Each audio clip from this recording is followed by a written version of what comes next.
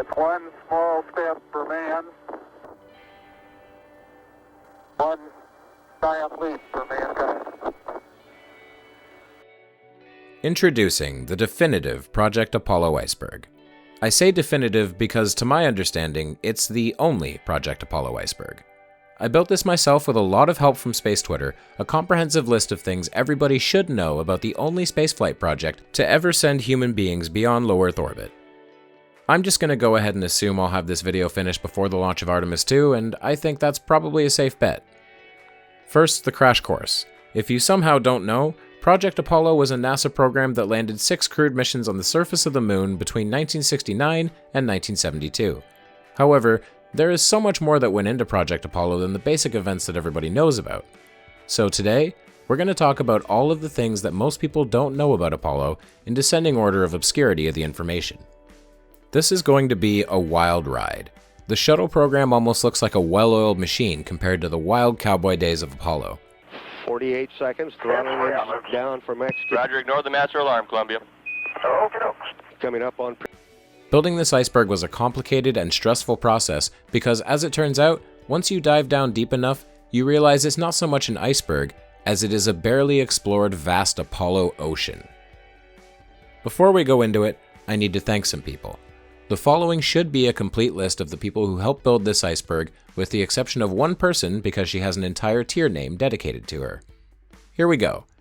Thank you, Sovereign of Kent, Kev Conrad, RD270, Rare North American Space Koala, Nerdium, Benjamin Gosh, Astro Avada, Leaf Doe, Sea Dragon Nerd, Conspiracy Slayer, Pixel, Gazuka1, Scott Manley, Saturn Shuttle, Perigee Aerospace, Tristan Moody, by Grabthar's Hammer, Xander Evans, Renbird, Rusa, Frederick Drew, Chris Chatfield, Hendrik Stoops, Jake Adkins, Lamenta 3, Matt Cribbs, Space Fox, Saturn 1B, Caleb Bingham, Phoebe Plague, All Things Space 33, Booster 9, Jay Space Stuff, Joe B, Spacey McSpace, Hub, V-Wolf, Leet Dan, Gary Bleck, Lincoln the Nerd, Remington, Barak Alparslan Kaya, Cauldronlim Opus, Glenny, I Can Not Spell, Competitive Spy Crab, Pamba, Clay Suds, Phantasmacality, Spamule, JM, GmbH Fowler Shocken, Oliver Ridge, Dieter McPherson, Space Timer, Ultra Sheeplord, Bree, Bob 8 Sameo, Echo, Lahiro Udara, Jay the Amazing, Spoober, Mark, 3D Artist Truthful, OV101, Val's Aerospace, Gentleman's Aeronautics, a massive thank you to Everyday Astronaut, and I think that's everyone.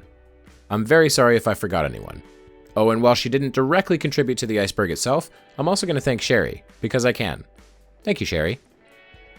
Alright, that's that. Now let's get on with it. The Project Apollo iceberg. Here we go.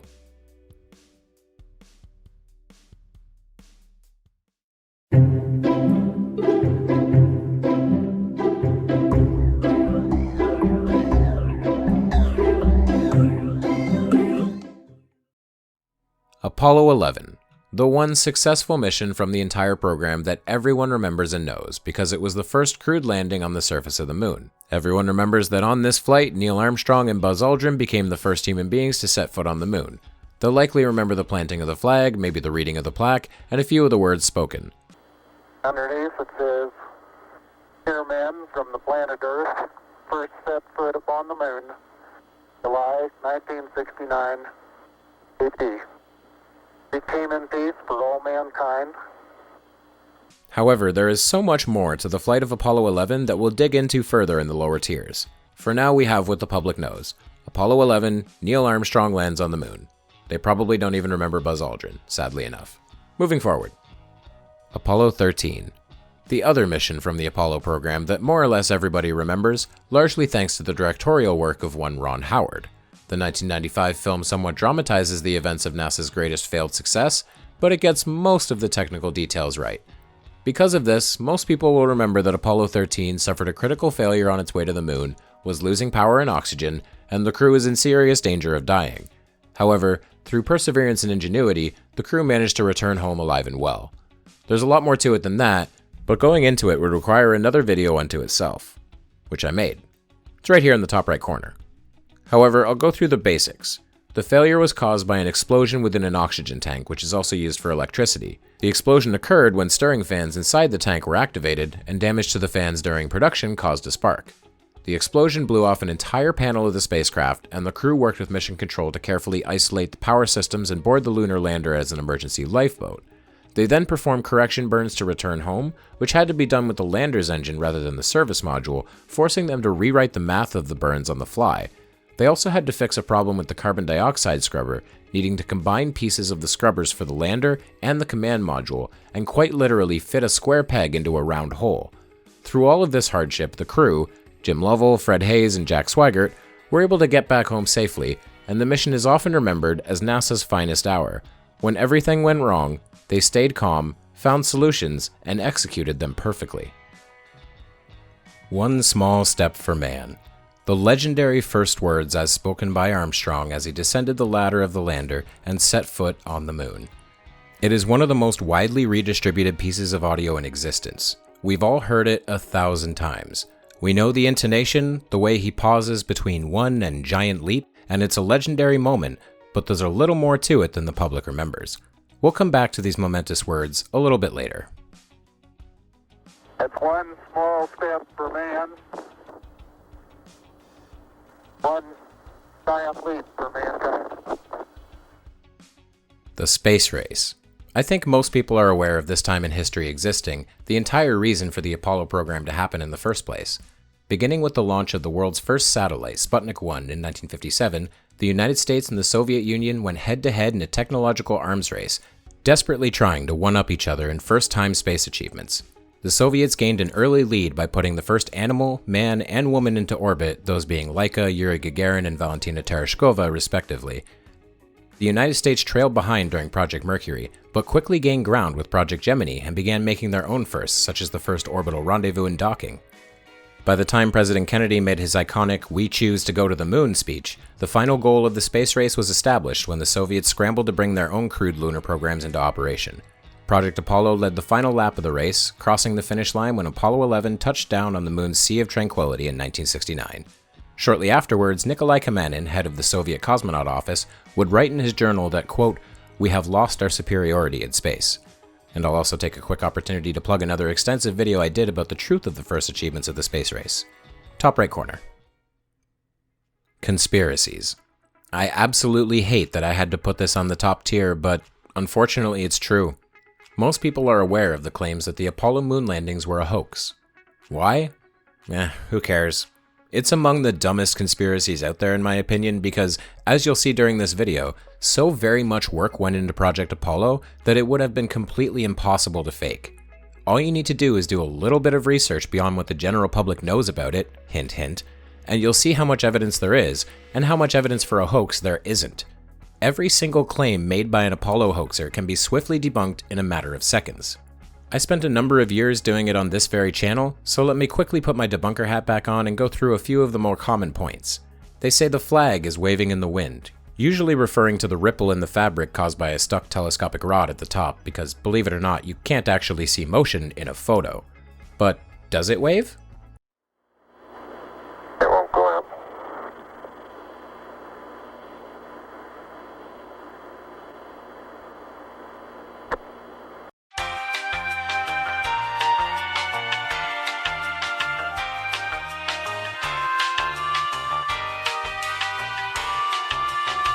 Another argument is that there was no delay in Nixon's famous phone call to the astronauts. But was there no delay? The President of the United States is in his office now and would like to say a few words to you, over.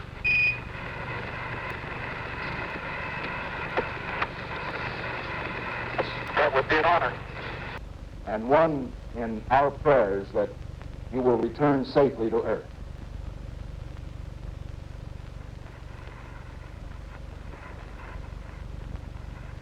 Thank you, Mr. President. It's a great honor and privilege for us to be here.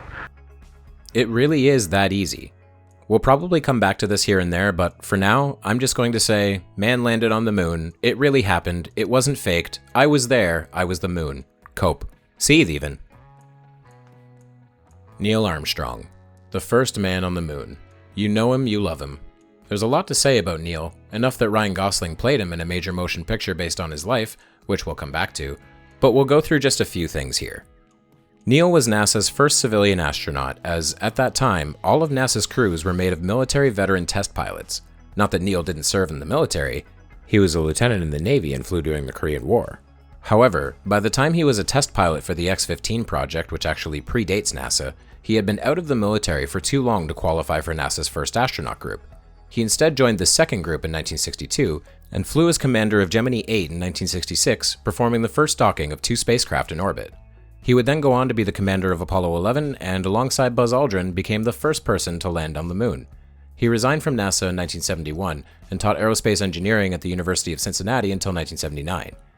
He did, however, serve on the Apollo 13 Accident Investigation Board and the Rogers Commission following the Challenger disaster in 1986. Armstrong passed away in 2012 after complications from a surgery at the age of 82. There's so very much to say about Neil that can't be contained in just this video. He was a very private man, very unassuming and down-to-earth, and quite frankly, the perfect person to command Apollo 11. I think everything that can be said about Neil is contained in this photo here from 1978. It contains 17 of the 24 Apollo astronauts who went to the moon. There's Buzz Aldrin front and center. That's his personality. He's happy to be in the limelight and be the life of the show. But where's Neil? He's way back here. That's what Neil was like. He was just a guy who happened to have a very extraordinary life. The Blue Marble photo. The general public may not know this photo by name, but I guarantee they've seen it before.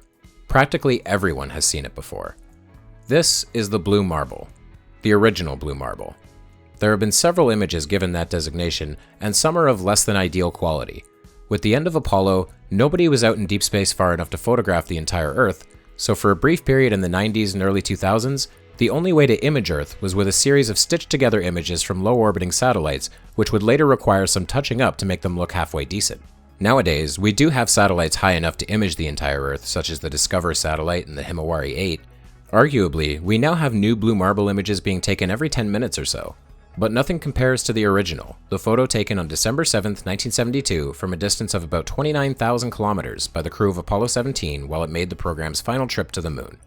While the Apollo astronauts took many full images of the Earth, and some of them are very spectacular, let's be honest, this one is the most well known due to the fact that almost a full disk of the Earth is visible, and the rarely seen Antarctica is almost completely visible at the bottom, or rather the top of the image. You see, the version we see is usually both cropped and rotated 180 degrees. When the photo was taken, Antarctica was at the top of the image. I actually prefer the original photo. The fact that Earth isn't in the center and it's upside down from what we're used to drives home the fact that a human being took this photo, holding a 70mm Hasselblad camera with an 80mm Zeiss lens. He took this photo, brought it to the moon, and then back to Earth, and then it was processed in a darkroom, and now we can see it. How incredible is that? You may be asking, precisely who took the photo? Well, the crew of Apollo 17 consisted of Gene Cernan, Ronald Evans, and Harrison Schmitt. So, which one of them took it? The answer is yes. In later interviews, the crew appeared to have conspired together, and when individually asked if they took the photo, all 3 crew members said that they did. There is evidence to suggest that one has been singled out now, but I'm just not going to tell you that part. I'd like to leave it the way they wanted. The crew took the photo. The crew that went to the moon for the last time. None of them did anything on their own. The Lunar Rover. I'm not going to say too much about the Apollo LRV or Lunar Roving Vehicle just yet, because all the general public knows is that it exists. They had a lunar rover. This is true, though the rover wasn't introduced until the final 3 missions. It was used primarily to allow the astronauts to get a little distance away from the lander with some speed, enabling sample retrieval from a wide radius around the landing site.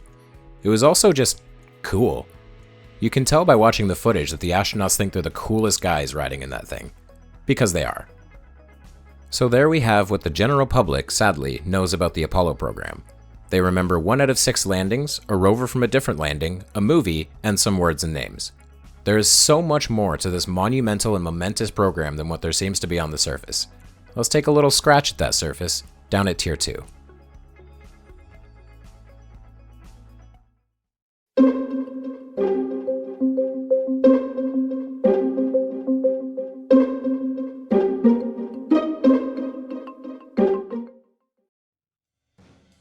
The mighty Saturn V.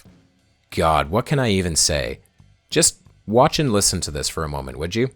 Prepare your ears. This is loud.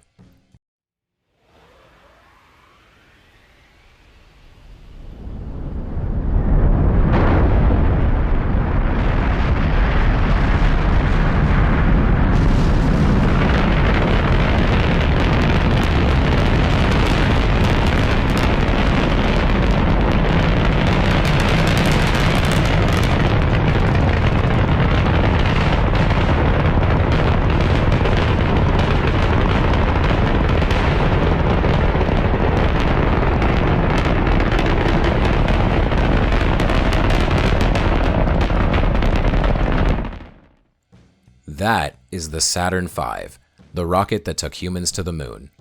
It's the larger brother of the Saturn 1B, which we'll come back to, and boasts a monstrous 7.6 million pounds of thrust at launch.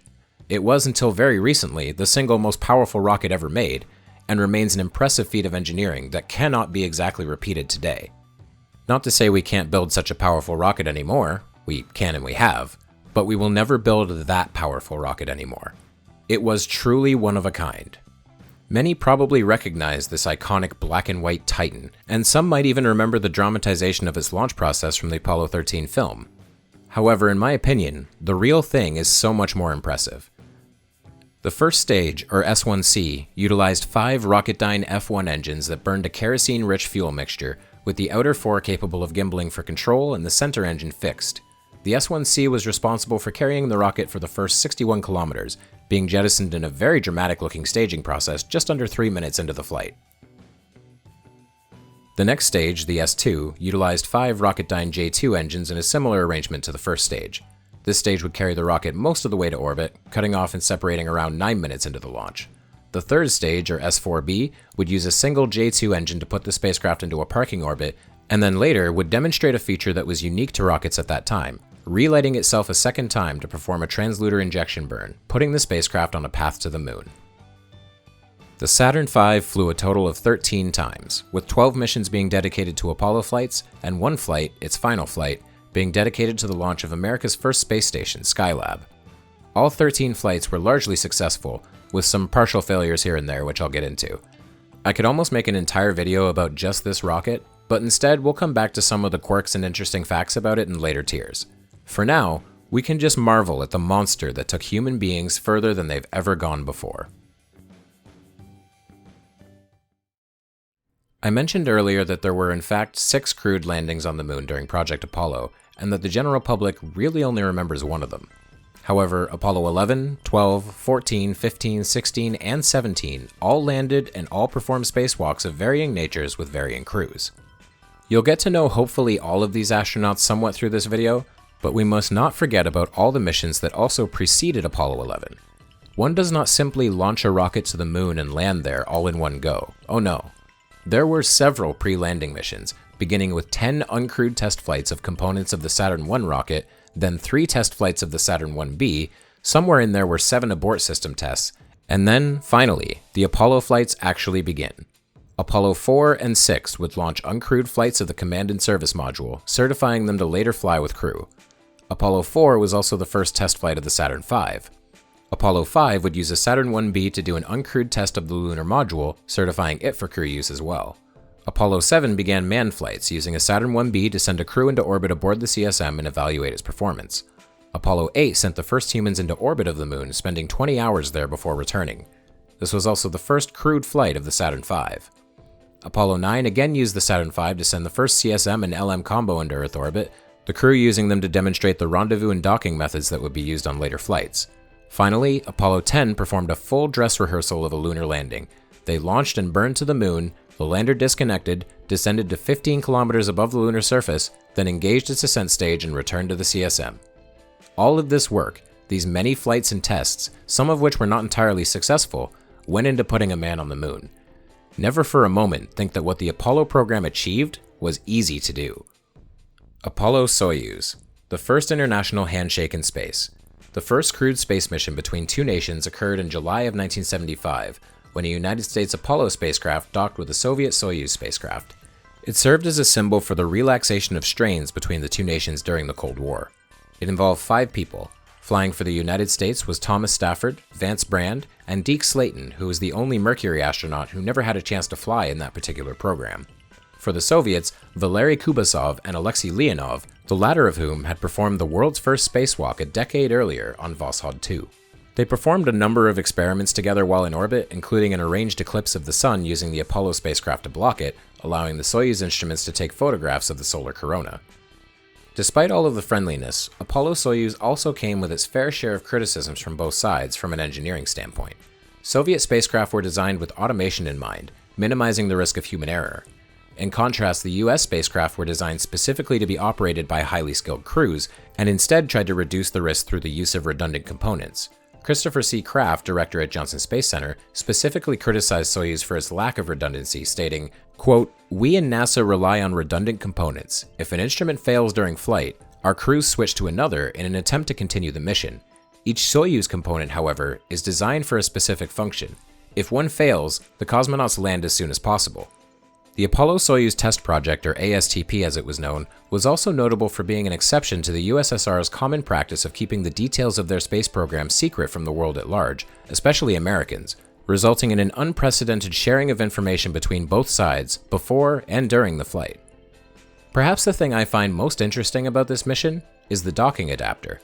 Generally speaking, spacecraft use a passive and active set of adapters. One part is designed to fit into the other and lock together. However, both Apollo and Soyuz have the active adapter, designed to be maneuvered into a passive adapter. In addition, the two spacecraft are pressurized differently. The Apollo spacecraft used pure oxygen at 5 psi, while the Soyuz used oxygen and nitrogen at 15 psi. So, the two spacecraft had to use a special docking module and airlock designed specifically for this mission. Carried behind the Apollo spacecraft at launch, this module had to be retrieved from the upper stage of the Saturn 1B after reaching orbit, docking with the same probe and drogue mechanism NASA commonly used on one end. On the other end, it had an adapter designed to fit with the Soviet androgynous peripheral attachment system. You see, it's called androgynous because another way to say active and passive is to say male and female. You know, tab A fits into slot B. So the APAS was used because neither country wanted to be the female end. Sexism. The lunar rover deployment. After seeing the lunar rover, especially when it's sitting next to the lander, you may ask yourself, how'd they get that thing there? It certainly doesn't look like it would just fit on the side of the lander, and of course it wouldn't. They got it there by folding it. They used a system of pulleys and ropes to first pull down half of the chassis, which would automatically fold out the rear wheels. Once those wheels were on the ground, pulling the rover would unfold the front of it and deploy the front wheels, and the astronaut then used a pulley to slowly lower the entire vehicle to the ground. And there you have it, one lunar roving vehicle neatly packed in the side of the descent stage, no assembly required. Well, a little bit of assembly required. Remember that the next time a conspiracy theorist asks you how the rover got there. Earthrise. Another one of the more famous Apollo photographs, Earthrise is often confused for a picture of Earth as seen from the surface of the moon. Going back to conspiracy theorists, that's why they'll ask how Nixon could possibly have this photo in his office while he's speaking to the Apollo 11 astronauts. However, the photo was actually taken from lunar orbit on Apollo 8 by astronaut William Anders in 1968. When he first saw it, Anders was photographing the lunar surface in black and white and remarked on the beauty of the Earth rising above the horizon.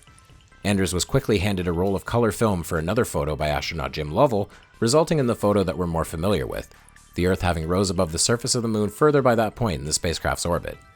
I'd put Earthrise second behind the blue marble as one of the most widely redistributed photos of all time. The Eagle was low on fuel. The general public is not aware that Apollo 11's landing on the moon was a much closer call than it seems. On the surface, without knowing what all of those different callouts over the radio mean, it looks quite smooth. However, take a quick listen to this. Hey, 75 feet. Guys looking good, down a half. 6 forward. 60 seconds. 60 seconds. Lights on. 6. Down 2.5. Forward. Forward.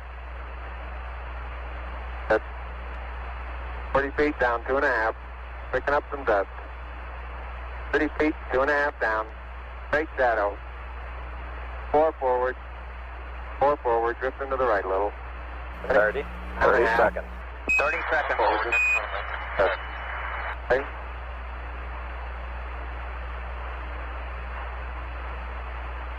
Contact light. You hear them repeating those numbers, first 60 seconds, then 30 seconds? What they're referring to is the remaining burn time on the descent engine.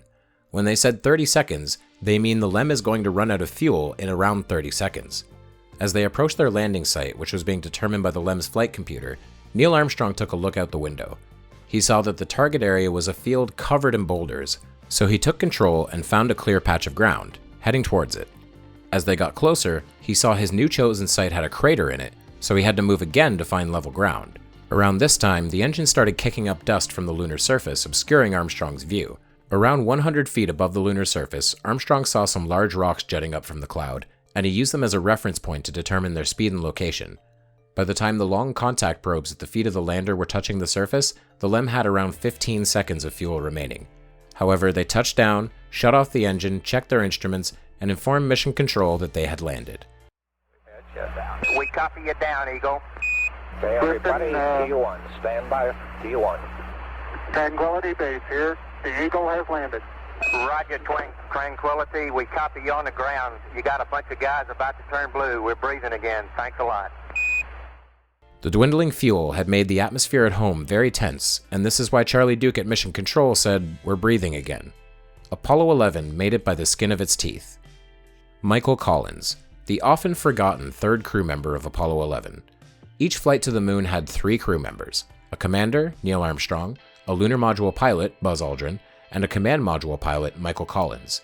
The first 2 of these crew members would take the LEM down to the moon, and the command module pilot would remain in lunar orbit to dock with the LEM's ascent stage after the landing.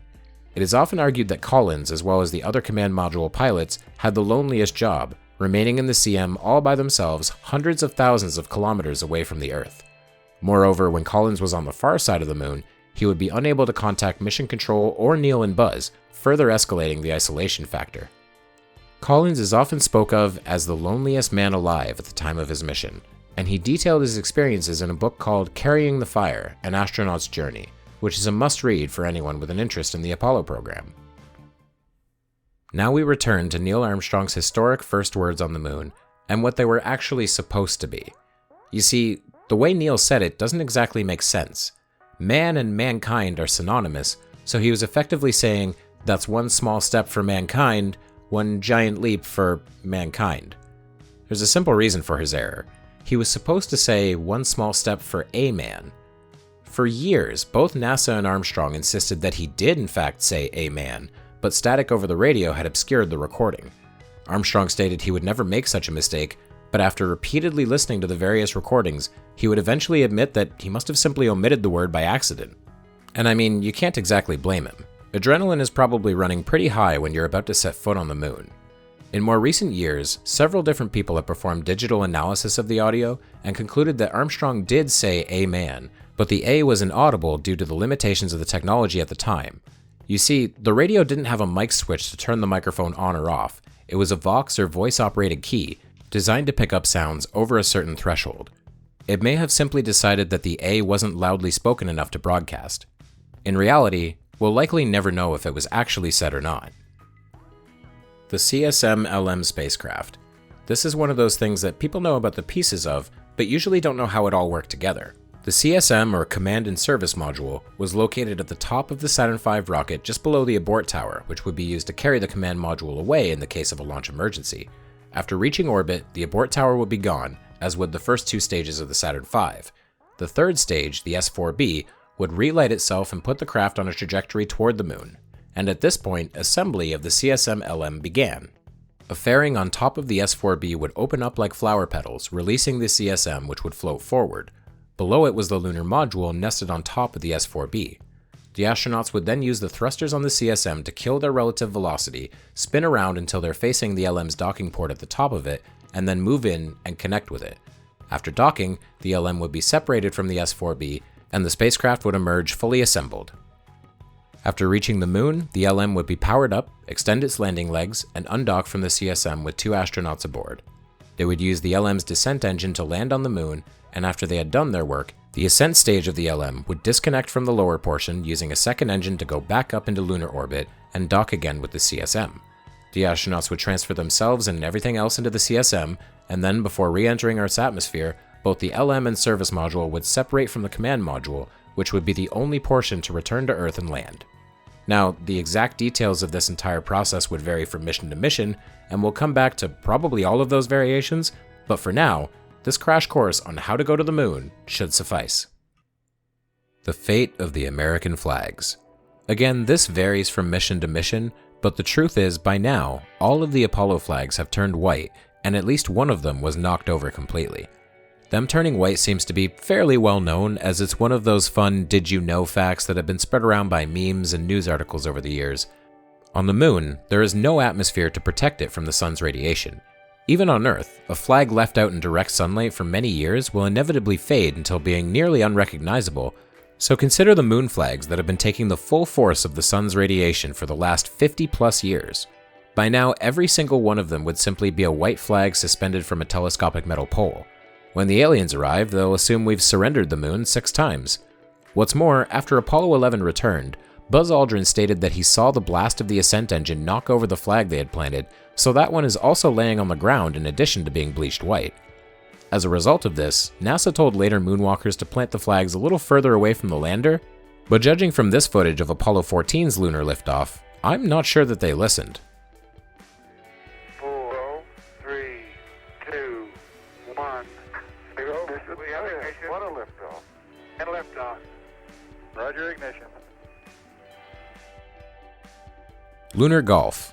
I wanted to put this on the general public tier, but people insisted otherwise.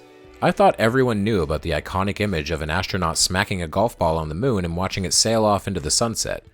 This occurred on Apollo 14, the third lunar landing, with astronaut Alan Shepard, who was also the first American in space on Mercury Redstone 3 in 1961. Shepard had brought along a Wilson 6-iron golf club head, which he attached to the handle of a backup sampling tool, and 2 golf balls. He took 2 one-handed swings, stating that the second ball went for, quote, miles and miles.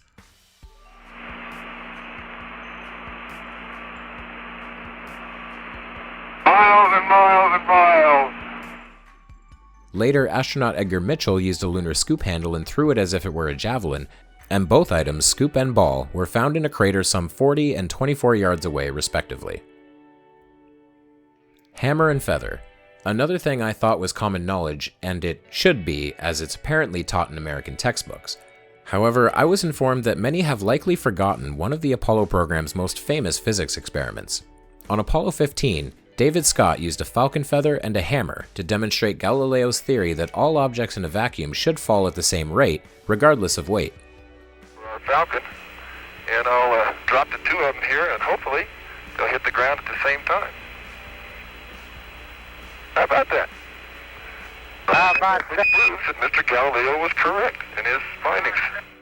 The competing Soviet lunar program. Many people are aware of the space race, that the United States and the Soviet Union were going head-to-head with progressively more advanced space technology and techniques culminating in landing man on the moon, but most of my viewers are more likely only aware of the western side of that race. They know about the Saturn V and the Apollo spacecraft, and maybe they know about the Gemini program and what it did to pave the way for Apollo. But what were the Soviets doing? Well, their lunar program began with the Soyuz program, the spacecraft still used by Roscosmos today, though slightly updated over the years. Soyuz had a shaky start when Soyuz 1 failed during landing, resulting in the first official Soviet spaceflight death, Vladimir Komarov. In their early years, chief engineer Sergei Korolev began designing the Soyuz ABC circumlunar complex, which involved assembly of a lunar vehicle in low Earth orbit launched there by R-7 rockets. Korolev incorporated the N-1, a super heavy lift launch vehicle he had proposed much earlier, planning a landing mission using 2 launches and docking. Later, he managed to increase the payload of the N-1 enough to perform a lunar landing in a single mission, which would compete with the American Apollo program and its Saturn V. However, the Soviet lunar program suffered greatly when Sergei Korolev passed away in 1966, and the government was pushing for a crewed landing by the end of 1968. Development of the extremely complex N-1 and its 30-engine first stage resulted in 4 failures, 2 of which occurred after Apollo 11 had landed on the moon. While technically never fully abandoned, the Soviet lunar program was pushed permanently to the back burner and remained there for the rest of time. Apollo 1. The Soyuz program may have had a shaky start, but the Apollo program had an equally shaky start in the same year. At the time, Apollo 1 had been called AS-204, which was scheduled to be the first crewed flight of the program. The crew was Ed White, Roger B. Chaffee, and Mercury and Gemini veteran Virgil Gus Grissom. The original mission plan detailed a launch into low Earth orbit aboard a Saturn 1B and testing of the functionality of the Apollo command module, certifying it for more flights. However, none of this would come to pass, as AS-204 ended prematurely on the launch pad during a routine test. On the 27th of January, 1967, the crew were performing what is known as a plugs-out test. This means that the spacecraft was disconnected from all cables and umbilicals and operating under its own power, rather than using the power of the ground support systems. This particular spacecraft was one that the astronauts did not like. They had voiced a lot of concerns about its design, and engineers were struggling to keep up with the proposed changes. Apollo was a bigger and more complex spacecraft than they'd ever designed before, and challenges were abound. Primary concerns revolved around the amount of flammable material inside the cabin, which was a problem due to the pure oxygen environment that circulated inside. Furthermore, the hatch of the spacecraft was designed to be opened inwards, which the astronauts saw as awkward and difficult to maneuver around. Little did they know, these two problems would compound on each other when a fire started inside the cabin.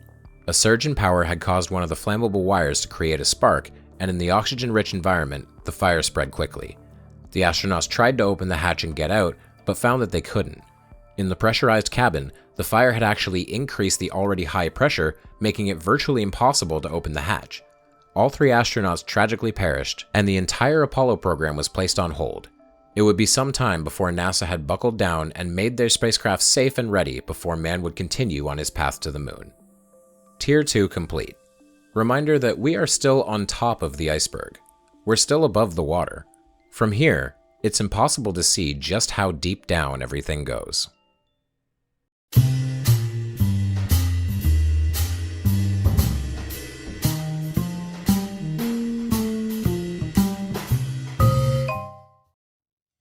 The Saturn I and the Saturn 1B, the often forgotten little brothers of the mighty Saturn V. Despite being physically smaller, the Saturn I and 1B came before the Saturn V, with the Saturn I actually being the United States' first medium-lift launch vehicle that began development before NASA was even founded. Its first stage was built around a cluster of fuel tanks from other, older vehicles. You may notice the United States text along these tanks here and how similar they look to the tank of the Mercury Redstone rocket, because that's exactly what they are. The Saturn I was used as a kind of groundwork for testing later needed Apollo concepts such as upper stage engine restart required to make an accurate translunar injection burn. After witnessing a Saturn I launch, President Kennedy stated that this would be the rocket to bring US dominance to space over the Soviets, as until this point, US rocket tech had been somewhat lagging behind. And last Saturday at Cape Canaveral, I saw our new Saturn C1 rocket booster, which with its payload, when it rises in December of this year, will be, for the first time, the largest booster in the world, carrying into space the largest payload that any country in the world has ever sent into space. That's what I consider. Once the Apollo program began to enter operational status, the Saturn 1B was brought in to replace the Saturn I. Not only did it uprate first stage performance, but its upper stage, the S4B, was the same stage that would later become the third stage of the Saturn V, providing a common interface between the two rockets. The two actually used the same launch tower, but because the Saturn 1B was significantly shorter than the Saturn V, it was given a stool to sit on, which will never not look funny to me. The Saturn 1B would be used for early test flights required to certify the Apollo spacecrafts in low Earth orbit, capable of lofting either a half-fueled CSM or a fully fueled LM into orbit. It launched a total of 7 times for Apollo flights, 3 times for Skylab, and then once for the final time for the Apollo-Soyuz test project. Cancelled missions. It would likely surprise some people to know that the Apollo program, despite being the unquestionable success that it was, ended prematurely. There were more missions on the table that were supposed to take place after Apollo 17, but never did. Even before that, a number of Apollo missions were cancelled or completely rearranged after the Apollo 1 fire. Originally intending to fly the first test flights on the Saturn I, this all had to be rescheduled for flights with the Saturn 1B, as the Saturn I wouldn't be capable of lofting the Block 2 CSMs into orbit. As for the later cancelled flights, they occurred much earlier in the program than one might expect. After Apollo 12, Apollo 20 was cancelled to instead make way for the launch of Skylab using the Saturn V. Following the failure and near loss of Apollo 13, Apollo 18 and 19 were also cancelled, and for a brief time, President Richard Nixon was asking to cancel everything after Apollo 14. While he was persuaded not to do this, NASA astronauts were also lobbying to schedule a landing on the far side of the moon. However, in the end, the program would end with Apollo 17, which landed back on Earth on December 19, 1972. Pogo oscillations. God, that's a fun phrase to say. Pogo oscillations. What are pogo oscillations?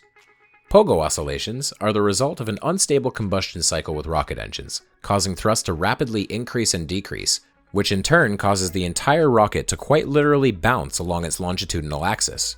This is a problem because, traveling at the speeds they do, pogo oscillations have the pesky side effect of basically shaking the rocket to pieces.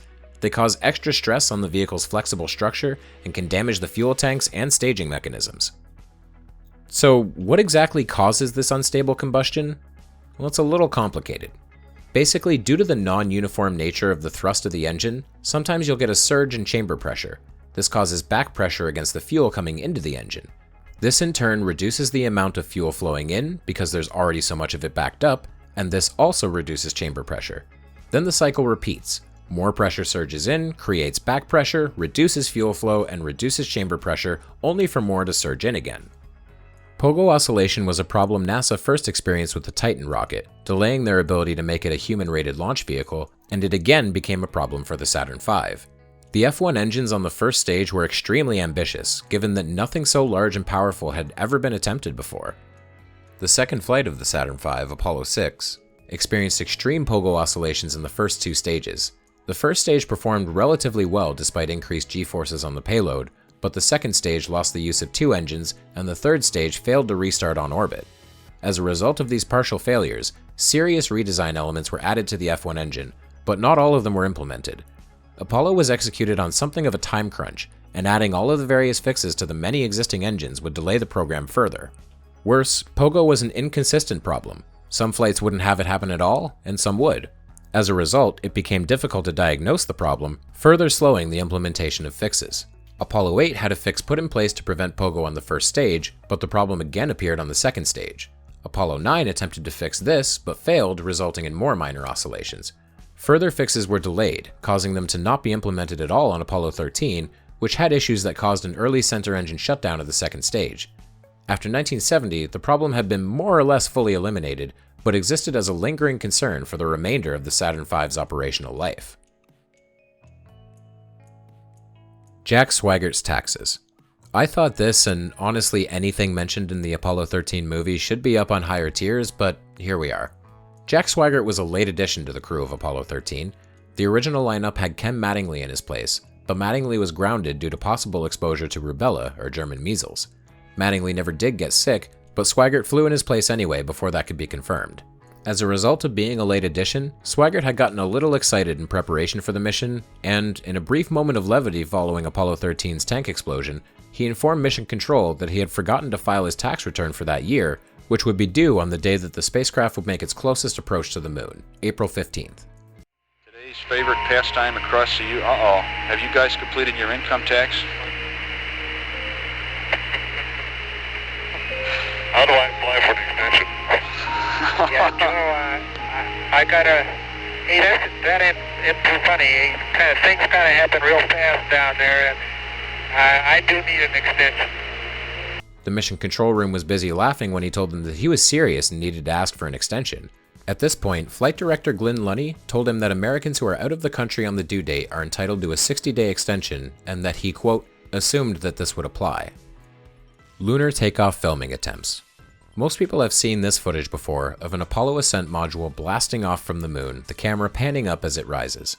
It's often confused for footage from Apollo 11, but it's not. It's actually from Apollo 17, and is the footage of the last two humans to leave the moon in 1972. Often when this footage is seen, it is met with incredulity as to who filmed it, so when that question next arises, you'll be able to respond with as detailed an answer as possible. Prior to Apollo 15, the only method for filming lunar takeoff was from inside the lunar module, such as this footage here from Apollo 11, or the one we saw earlier from Apollo 14. Apollo 15 introduced the lunar rover, which also introduced a second method to transmit information via its antenna, and a place to mount a camera pointed at the lander. In fact, all three of the remaining missions filmed the lunar takeoff from the lander, with the camera's motion being controlled from Houston. However, the reason you usually only see the takeoff of Apollo 17 is because the first two attempts don't exactly provide the best views. For Apollo 15, the camera wasn't controlled at all, remaining focused on the descent stage as the ascent stage blasts off and out of frame. For Apollo 16, the camera was controlled, but pitched up too late and too slowly to catch a good view of it from much further than the liftoff. Part of the reason this is difficult to do is due to the distance between the Earth and the Moon. Radio signals travel at the speed of light, meaning the controller of the camera had to anticipate the planned events and remain ahead of them by around 1.3 seconds. No easy task.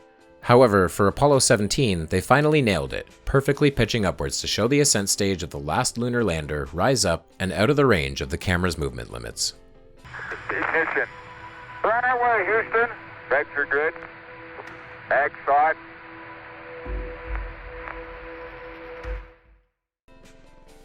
N1 number 2. We spoke earlier about the massive N1 and its many problems, though briefly. Its 4 test flights varied greatly in performance and accomplishments, with its final flight almost reaching first stage separation. However, its second failure was such a spectacular one that it is something of note, being among the largest, if not the largest, rocket explosion in all of history. July 3rd, 1969. N1 serial number L5 sits on the pad at Site 10 in Baikonur, Kazakhstan. It carried a Zond spacecraft, which we'll cover more later, but was one of a few different options that the Soviets proposed for their lunar program. One engineer claims it also carried a mass simulator for a lunar lander, but this is unconfirmed. At 23:18 Moscow time, N1L5 lifted off the pad, rose just above the launch tower, and then a flash of light turned the bottom of the rocket into an explosive firestorm, with all engines shutting down except for one. The remaining firing engine caused the rocket to tilt as it fell, almost completely filled with fuel, back onto the launch pad.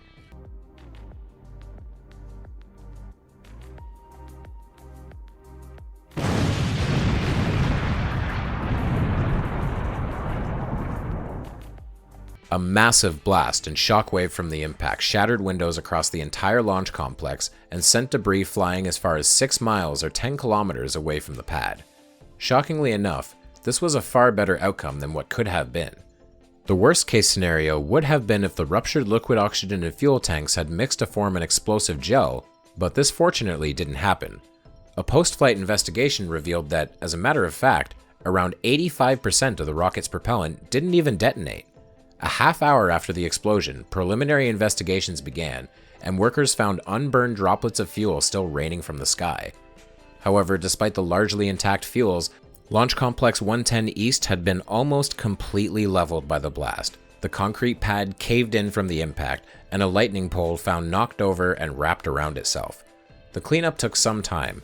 As a matter of fact, 110 was still being repaired when Apollo 11 lifted off from Florida and put an end to the space race. The cause of the failure was traced back to a turbopump in the number 8 engine, which exploded, the blast causing cascading failures across the rest of the lower first stage. The launch escape system had activated and performed nominally when the failure began, and while theories were put forth, the exact cause of the number 8 engine failure was never determined, nor was the reason for the number 18 engine remaining firing until the impact. The Apollo 11 circuit breaker incident, otherwise known as the day a pen saved the first moon landing. After their historic moonwalk, Aldrin and Armstrong were preparing to return to the CSM and begin the journey home. Buzz glanced at the floor and, by his feet, noticed some loose dust collected there. From his book, Magnificent Desolation, The Long Journey Home from the Moon, Aldrin wrote that, quote, "I looked closer and jolted a bit. There on the dust on the floor on the right side of the cabin lay a circuit breaker switch that had broken off." So I laid down on the floor with my head to the right, which is the co-pilot side, and I'm looking around in the dust that came in, and there's this little black object. This was a circuit breaker that was broken. Huh? Oh, yeah. Buzz looked at the row of circuit breakers on the LM's control panel. He saw which one was missing and swallowed a lump in his throat. Quote, "The broken switch had snapped off from the engine arm circuit breaker, the one vital breaker needed to send electrical power to the ascent engine that would lift Neil and me off of the moon," he wrote. It was determined that the switch must have been bumped by their large, cumbersome backpacks when they got back into the lander. Regardless of how it happened, they knew that without that switch being pushed back in, the ascent engine of the LM was not going to ignite. They would be stranded. They reported the issue to Mission Control, and then had to try and get some sleep before they launched the next morning. By the time they awoke, there was still no solution. Mission Control didn't know what to do. Buzz took a closer look, deciding that there must be something on the LM he could use to push into the circuit. Because it was electrical, he didn't want to use anything metal, or his own finger, but he did have a felt-tip pen in his pocket. He pushed the pen into where the circuit breaker switch was supposed to be, and sure enough, it held. So I look, what can I use? I look at my little finger, and there's electricity behind there. I'm not sure that that's going to work. But I had gotten a felt tip pen so I could read the writings on the rendezvous charts. So I used the felt tip pen 2 hours before, Hey, we got circuit, we got power. The circuit was completed, and the ascent engine would work as planned. To this day, Buzz still has both the broken switch and the felt-tip pen in his possession. Now we come to the most difficult part of this iceberg. Calling it a touchy subject would be the understatement of the century. Now we must discuss the uncomfortable reality of Operation Paperclip and Werner von Braun. Strap in, everyone. This is going to be a long and bumpy ride. At the end of the Second World War, the usual thing that happens after a war began to happen. To the victors go the spoils. Both the United States and the Soviet Union, and to a lesser extent the United Kingdom, began to snatch up what was left of the top mines from Nazi Germany, as well as any leftover Wehrmacht equipment. For the Soviets, this effort was called Operation Osawehim and involved rounding up around 2,500 Nazi scientists, engineers, technicians, and even whole families almost entirely overnight. Many would be put to work in the Soviet ICBM program, which would eventually result in the Soviet space program growing out of the world's first ICBM, the R-7. For the Americans, this effort was called Operation Paperclip. In late April of 1945, the Allied forces were advancing into Nazi territory, and often, many would surrender. In particular, Nazi scientists and other specialists were taken in and interrogated, and the United States Joint Chiefs of Staff quickly realized they had a major opportunity on their hands, as these people had technical knowledge that could be put to great use in the post-war world. They established a secret recruitment program, initially called Operation Overcast, in July of 1945. Once the Allies had reached Peenemünde, Overcast had become Paperclip, named after the paperclip that would be placed on the folder of German rocket scientists that the United States wanted to employ. They had formed a list called the Osenberg List, consisting of Nazi scientists and specialists that the Joint Chiefs of Staff Special Division had, quote, politically cleared for reassignment and work in the United States. At the very top of this list was Germany's greatest rocket scientist, Werner von Braun. Von Braun was born in 1912 in a small town that is now part of Poland. He pursued rocket engineering from a young age, being a fan of Opel Rack, the first rocket company in the world, founded by Fritz von Opel and Max Valier in 1928. The 16-year-old Werner was so enthusiastic about Opel's public demonstrations of rocket-powered cars and planes that he constructed his own homemade rocket car, attaching fireworks to a wagon and nearly injuring himself and others when he set it off on a crowded street. He continued an interest in rockets and spaceflight throughout his early life, obtaining a diploma in mechanical engineering before going on to obtain a doctorate in physics in 1934. When the Third Reich began clamping down its hands on Germany, von Braun was already working as the technical director for the Army Rocket Research Center at Peenemünde. In 1937, von Braun officially joined the Nazi Party, writing that his work had begun attracting attention from high places, and he believed that refusing to join the party would result in him needing to abandon his life's work.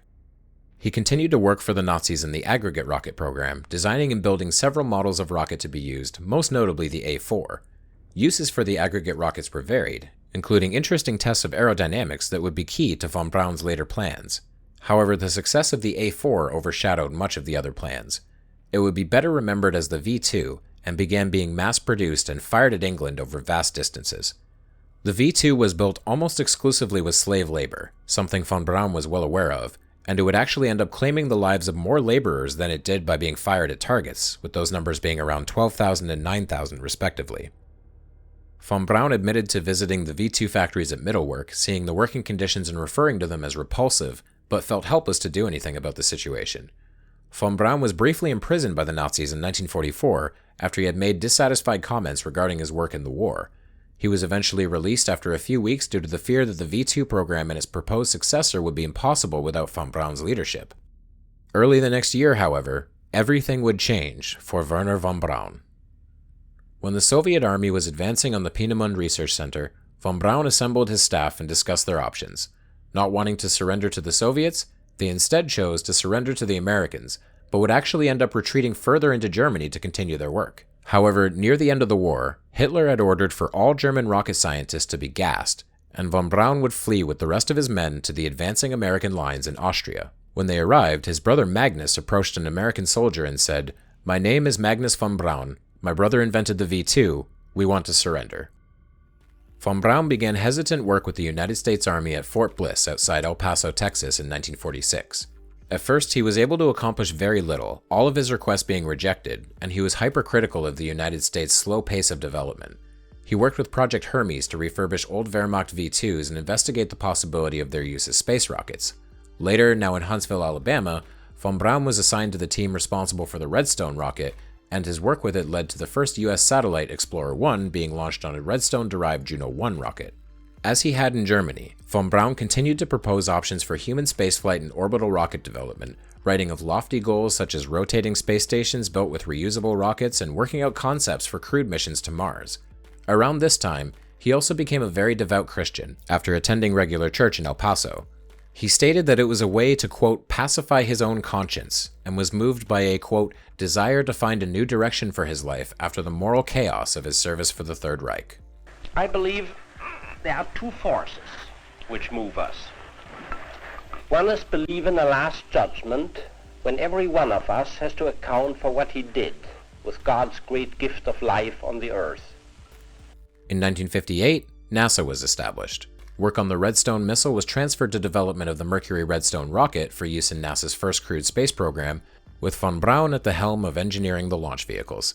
He became the first director of the Marshall Space Flight Center and worked on the Apollo project with the design of his greatest accomplishment, the mighty Saturn V that put humans on the moon, a goal he had spent his entire life waiting for the opportunity to achieve. Von Braun would then move to NASA headquarters and serve as Deputy Associate Administrator for Planning. Again frustrated with the budget cuts and impending cancellation of Apollo, von Braun retired from NASA in 1972 with the feeling that his true lofty goals for spaceflight were completely incompatible with NASA. The next year, he was diagnosed with kidney cancer, and while he continued to work for space and engineering companies for several years, his health deteriorated and he retired in 1976 and then passed away in 1977 at age 65. The full story of Wernher von Braun, his ethics, his true goals, and his role in the world of spaceflight is a very long and complicated one. It may warrant a video unto itself one day, but today, I just wanted to give you the basic story of how a former Nazi rocket scientist came to be pivotal to the world of American spaceflight, a fact that aerospace enthusiasts everywhere have to grapple with every day. Hasselblad Cameras. A Swedish manufacturer of medium format cameras, photography equipment, and image scanners, this company had enjoyed only a mild amount of success until 1962, when NASA Mercury astronaut Wally Schirra carried a Hasselblad 500C with an 8mm lens on his Sigma 7 flight. Impressed with the results, NASA made an official partnership with the company for future flights, utilizing them extensively across Project Gemini and into Project Apollo. Film cameras are capable of extremely high amounts of resolution, capable of being upscaled absurdly high without any loss of quality. The use of these Hasselblad cameras are the reason we have such remarkable images of the Apollo missions today. Cameras that were actually left on the moon after removing the film. Weight restrictions, you know. The Apollo 12 lightning strikes. One of my personal favorite stories. Apollo 12, the second crewed landing, lifted off on schedule on November 14, 1969, in less than ideal weather conditions. The overcast and rainy skies were creating harsh wind conditions, and as the vehicle climbed into the clouds, the unthinkable happened. At 36 seconds into ascent, the Saturn V was struck by lightning. 30 seconds. Looks good. Roll, start late. Move. 100 feet. The hell was that? I lost a whole bunch of stuff. I don't know. Some buses. Mark 1 Bravo. Roger, we had a whole bunch of buses drop off. There's nothing. It's nothing. I think it's... What we got? I can't see. There's nothing wrong. AC bus 1 light. All the fuel cells. Given that nobody really saw it happen at the time, complete confusion ensued. A flash of light and a loud crack in the clouds, and all of a sudden the astronauts were looking at a control board completely covered in red lights. All 3 of the CSM's fuel cells had been knocked offline by the static discharge of the lightning strike, though the crew didn't know the reason at the time. Power had switched purely to the spacecraft batteries, and because this wasn't a sufficient amount of power, even more red lights were appearing. Then, at 52 seconds into the flight, the realm of unthinkable was wholly passed when the rocket was struck by lightning for a second time. The 8-ball navigation indicator was knocked offline. Over the radio were loud, invasive bursts of static that drowned out everything else. The telemetry data became completely garbled. Nobody, not the astronauts or mission control, knew that the Saturn V was continuing to fly true, running on the instrument guidance unit that functioned independently from the CSM. Okay, we just lost the platform, gang. I don't know what happened here. We had everything in the world drop out. There's nothing I can tell is wrong, Pete. I got 3 fuel cell lights, an AC bus light, a fuel cell disconnect, AC bus overload, 1 and 2, main bus A and B out. John Aaron came to the rescue. Aaron's role for the launch was Electrical, Environmental, and Consumables Manager, or ECOM. During an earlier test, a similar telemetry failure pattern had occurred, caused by a power loss to the Signal Conditioning Electronics, or SCE. Remembering this, Aaron made a call. Houston, try SCE to auxiliary, over. Try SCE to auxiliary. What the hell is that? SCE to auxiliary. The switch he referred to was so obscure that neither the flight director, Capcom, or 2 of the 3 astronauts even knew where it was. Lunar Module pilot Alan Bean, however, did know, and quickly flipped the switch that would move the SCE to an auxiliary power unit, which brought the telemetry back online. After resetting a few more things and then carefully checking out the spacecraft in its parking orbit, the mission continued as normal when the S-4B reignited to perform the lunar injection burn. I will add, though, that there was a concern that the lightning strikes might have damaged the compartment of the command module that contained its parachutes. However, the decision was made to not tell this to the crew, since there was absolutely nothing that could be done if the parachutes were to fail. Nevertheless, despite being struck by lightning twice, Apollo 12 was a complete success, landing safely with all 3 parachutes intact. Apollo Bibles. The first book to ever land on the moon was the King James Bible. Prior to his death in the Apollo 1 fire, Ed White had expressed in an interview that he had hoped to be able to carry a Bible to the moon. After the fire, the other Apollo astronauts were determined to honor his wish, but it took a few tries to do it properly. Alan Bean attempted to bring the Bible to the moon, but due to a mix-up, the Bible only orbited the moon. I'm struggling to find details about the mix-up, but I'm guessing the Bibles were supposed to be transferred to the lunar module, however they got mixed up with a different bag or something and only ended up orbiting the moon aboard the CSM. Apollo 13 made the second attempt, but we already know Apollo 13 didn't get the chance to land on the moon. Apollo 14 would be the first to successfully land the Bible on the moon, and David Scott of Apollo 15 would bring even more, leaving one on the dashboard of the lunar rover. Nowadays, the lunar Bibles are sold at auctions for collectors at quite the cost, despite the fact that there are hundreds of them. Now, one might be wondering, how do you bring hundreds of Bibles to the moon? Spaceflight revolves largely around reducing weight. The crafts are made out of strong but light aircraft-grade aluminum, every pound is accounted for, and the Bible is a big, heavy book. Well, the answer to this is simple. The lunar Bibles were printed in microfiche. The text is so small that it can only be read with a microscope, making them less functional Bibles and more of a novelty. They exist so that you can hold up a piece of metal the size of a pin and say, "This was on the moon." Contact light. Now we come to the real first words spoken on the moon. Usually all people remember is Neil's first words when he stepped onto the moon, but sometimes people will hear the audio of what was said as the LM landed, and more often than not, a large section of this is cut out. You'll hear Buzz say, "Contact light," and then you'll hear Neil say, "Houston, Tranquility Base here, the Eagle has landed."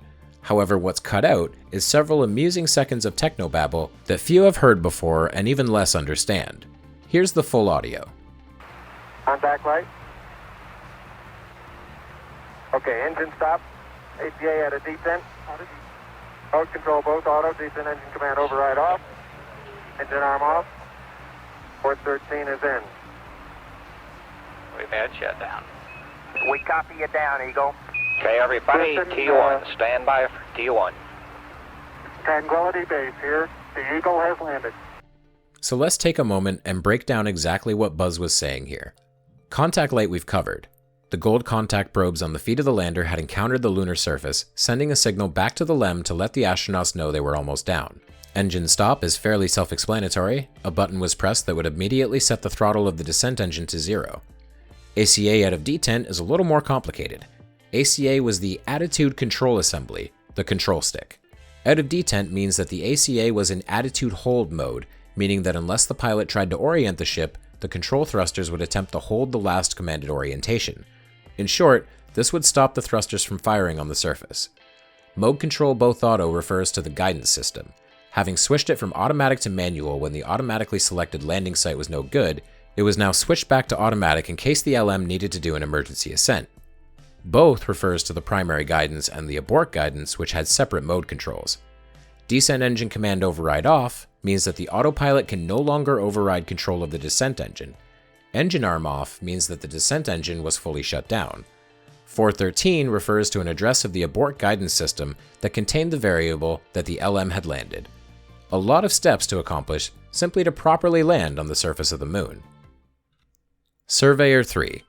The Surveyor program was an uncrewed precursor to the Apollo landings, with the primary goal of demonstrating that soft landings on the moon were in fact possible.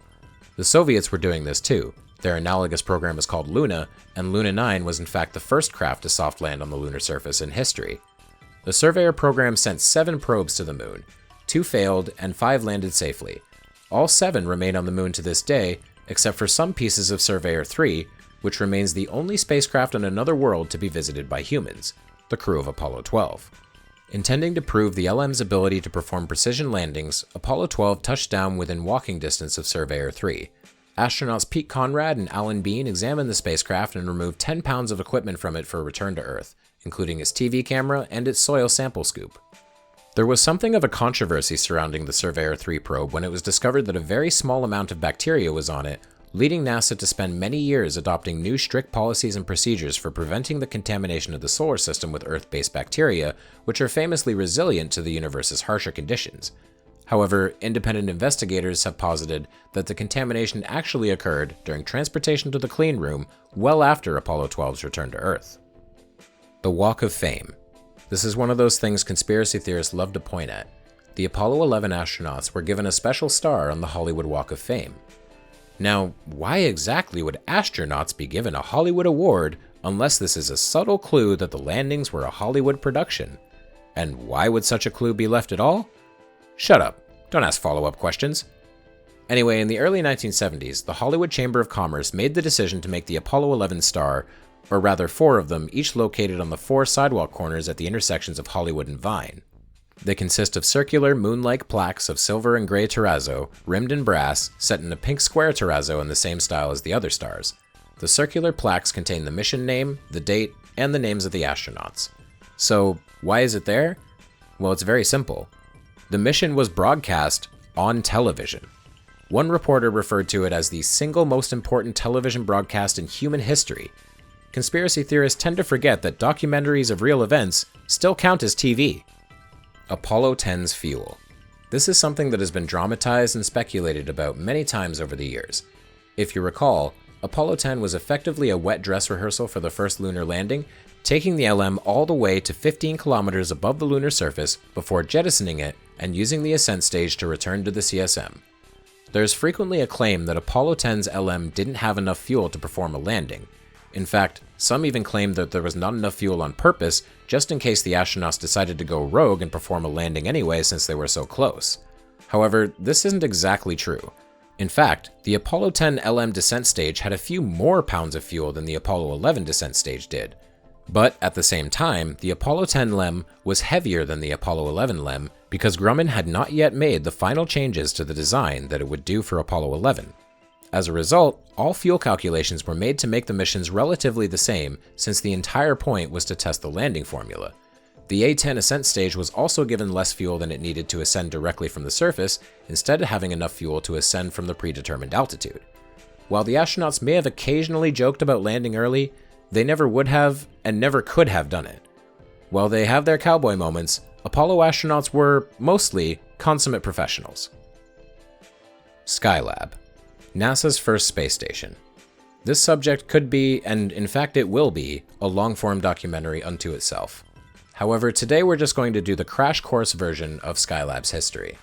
Launched devoid of crew in 1973 aboard the final Saturn V rocket, Skylab was a single piece that was, itself, built out of a Saturn V third stage or S4B.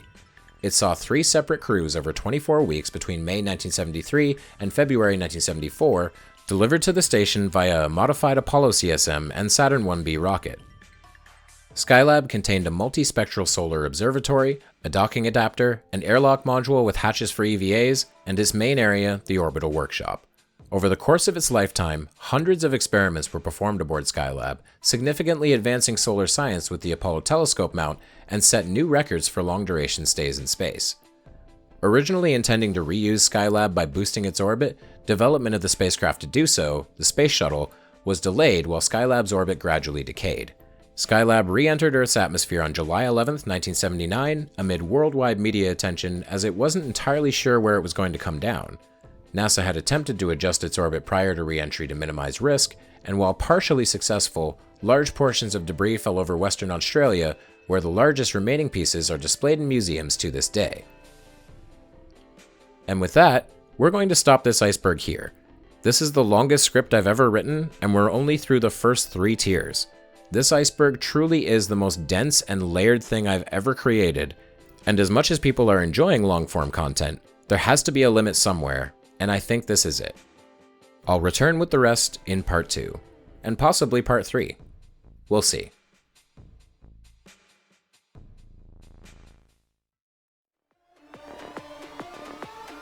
If you enjoy this content, consider hitting the subscribe button. If you really enjoy this content, consider donating on Patreon, becoming a member, buying some of my books on Amazon, or buying some of my merch.